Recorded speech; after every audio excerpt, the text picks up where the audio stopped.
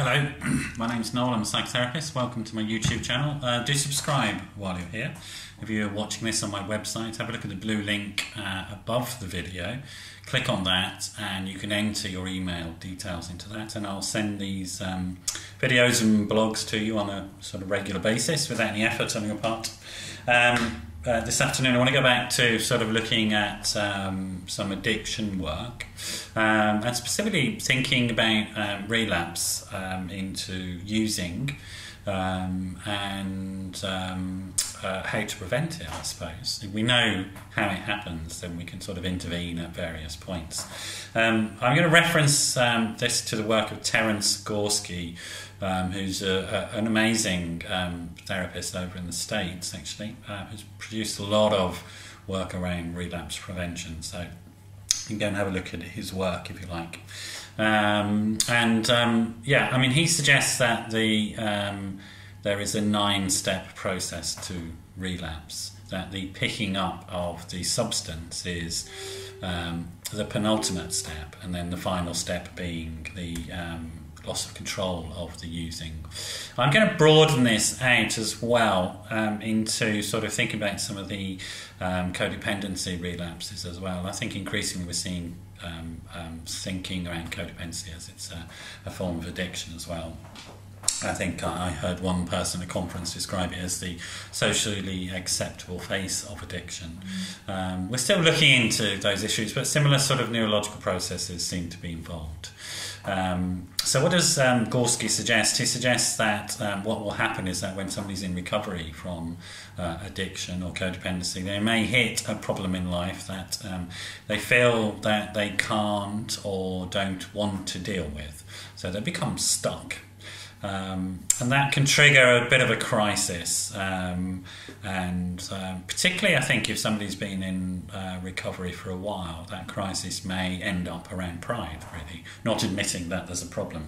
Denial has kicked in again at that point, and that's a really big issue within recovery, and you're heading towards problems.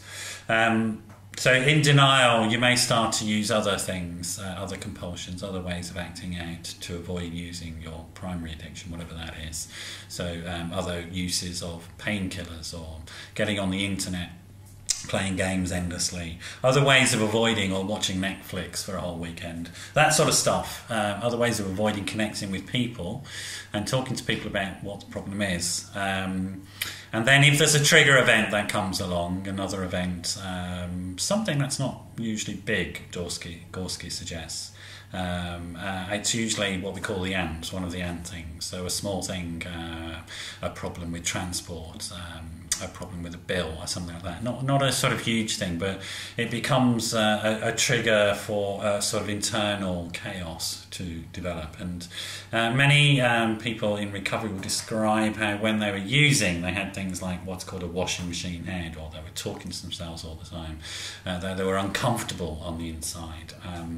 And this is what then becomes the norm for that person, a very uncomfortable sense of self with an internal self-talk which is very sort of undermining, which is very shaming, and which is very painful, physically painful for the person as well.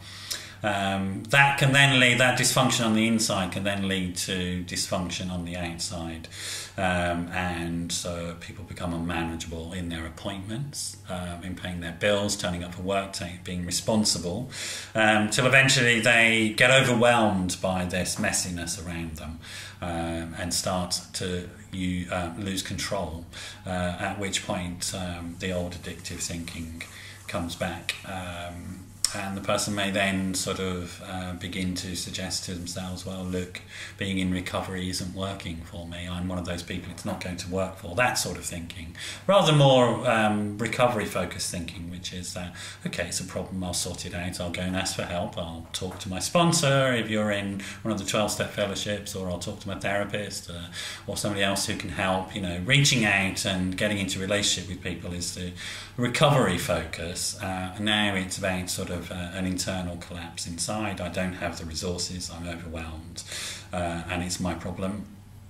So then going back to old habits, so old sort of addictive people, places and things we call them. So thinking about, or maybe physically visiting old places that used to hang out when you were using, going to pubs for no particular reason, for example, without a good reason.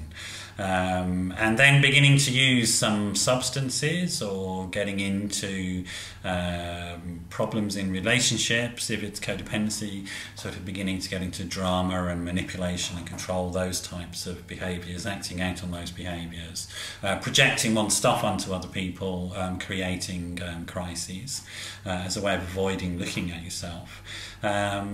So you're beginning to use, and then I suppose the final step, which is losing control over that using, if it's a substance misuse or a food issue or a sexual acting out. At which point, this is, if you like, the final stage of the relapse. At this point, people then have a choice. They still have a choice to think about. They may get a shock and go, I've started this behaviour that I came into recovery to stop in the first place, and they may go, okay, now I need help, and that sort of brings about a sort of shock to the system, and they go and they reach out to people in recovery and say, I've started using again, I thought I could control it but I can't, please help me. So that's one route. The other route is then full-on sort of acting out, which may go on for some time, or the person may choose through shame and through internal pain, may choose to end their own life at this point, very sadly. So if that's the process, roughly, there are points at which you can intervene at any point there and pull somebody back, or pull yourself back from that process.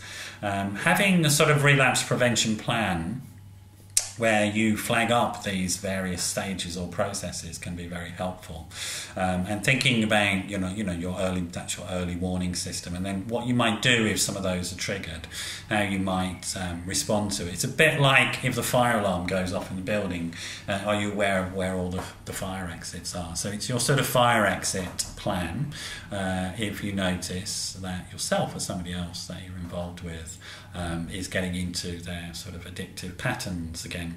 I hope that was useful. I mean, I've raced through that. Obviously it takes more time than that to work out your own personal sort of plan, recovery plan from relapse behaviour. But I hope it gives you some hope as well. We know about this stuff. It is possible to stop it. The using, the end, is the end process. It's not the beginning. It's not the relapse happening.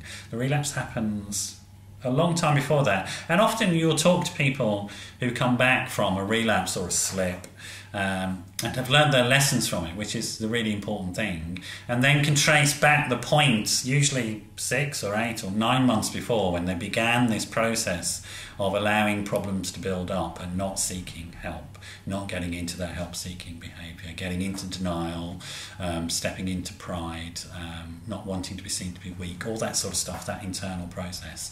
And some valuable lessons can be learned from that. And also that person can then go on to share their story with other people who can identify with that and learn that lesson, and actually not have to go through that relapse themselves. So I hope it is hopeful. It's a positive message.